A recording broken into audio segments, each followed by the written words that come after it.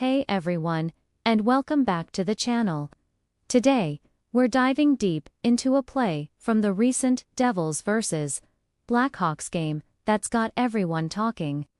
New Jersey's Brenden Dillon is now a little lighter in the wallet after a controversial hit on Chicago's Tyler Bertuzzi. Let's break it all down. The incident happened in the first period of Wednesday night's game. Tyler Bertuzzi was chasing the puck deep in the corner of the Devils' zone. Brenden Dillon, a defenseman known for his physical style of play, was right there with him. As Bertuzzi went to play the puck along the boards, Dillon came in and delivered a check that sent Bertuzzi face-first into the glass. It was a hard, awkward hit, and right away, you could see it was a dangerous play. The contact was high, appearing to catch Bertuzzi with an elbow. And the force was directed straight into the numbers, which is exactly what the league tries to penalize. The referees on the ice immediately blew the whistle and assessed Dillon a 2-minute minor penalty for boarding. Bertuzzi, to his credit, was shaken up but managed to stay in the game. He's known for his toughness, and he certainly showed it there.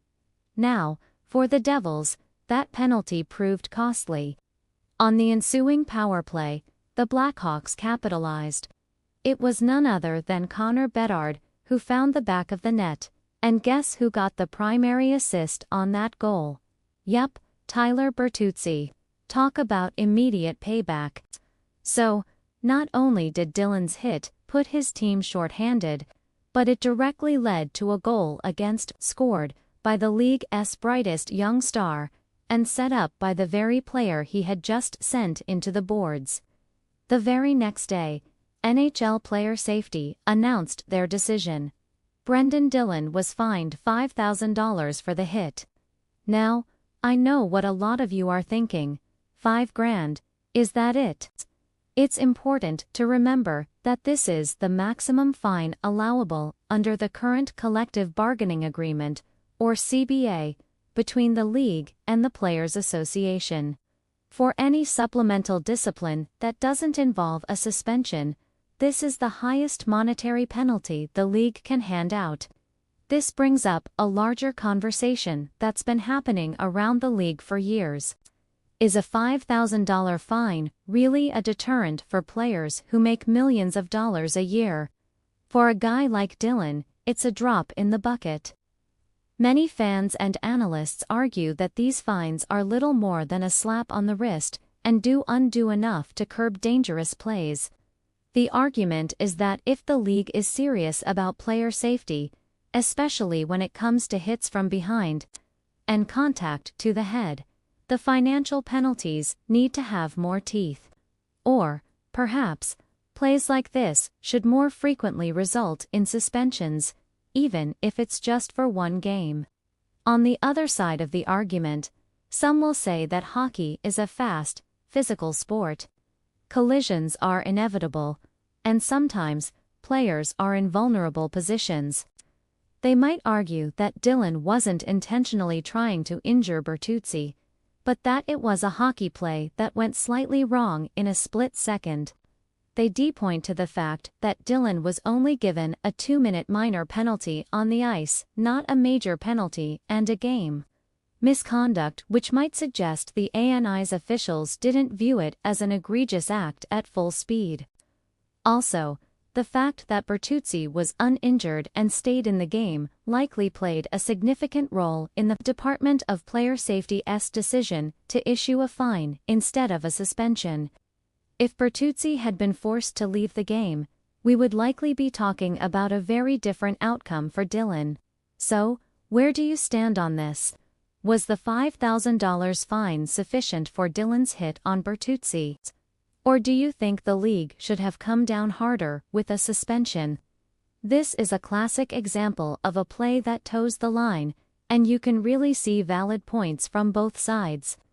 It's that gray area that makes these decisions so difficult and so hotly debated among fans. Despite the controversy and the penalty, the game itself was an absolute thriller. After falling behind, the Devils battled back. The game went back and forth and eventually needed overtime to decide a winner. In the extra frame, it was young Devils defenseman Simon Nemec who played the hero, scoring the game-winning goal to give New Jersey a 4-3 victory. It was a huge goal for Nemec and a massive 2 points for the Devils in a tightly contested game. Looking at the final box score, Dillon ended the night with 21 minutes and 49 seconds of ice time, recording 5 hits and finishing with a -1 rating. For Bertuzzi, besides drawing the penalty and getting that key power play assist, he had a solid game, registering 4 shots on goal and 1 blocked shot. This incident is just one of many that force the league and its fans to constantly reevaluate where the line is between physical, aggressive hockey and plays that are simply too dangerous. The debate over fines versus suspensions, the role of intent, and the impact of injuries will continue to be a central topic in the NHL. What matters most is trying to protect the players while maintaining the integrity and physicality that makes the sport so exciting to watch. What are your thoughts on the whole situation? Let me know down in the comments. Do you think the punishment fit the crime? Should the CBA be changed to allow for larger fines? I read all your comments, and I'm really interested to hear your perspective on this one. It's a complex issue with no easy answers. Thanks so much for watching and for being part of the conversation. If you enjoyed this breakdown and want more hockey content like this, make sure to hit that like button and subscribe to the channel so you don't miss any future videos. We'll be here all season long, breaking down the biggest plays, news, and stories from around the NHL. Until next time, take care.